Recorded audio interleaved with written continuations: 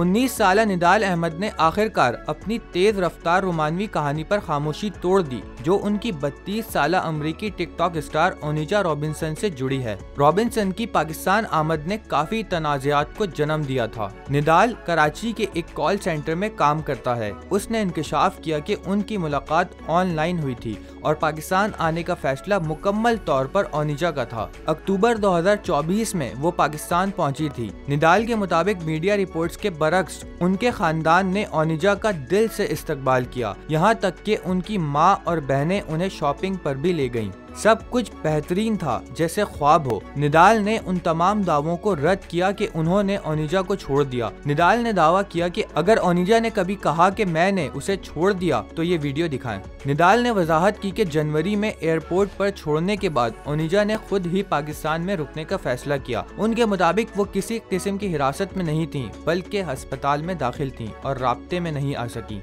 निदाल का कहना था कि हम मोहब्बत में हैं, जैसे कोई भी आम जोड़ा होता है, और बताया कि वो एक साथ कुछ मंसूबों पर भी काम कर रहे हैं जो जल्द अवाम के सामने आएंगे।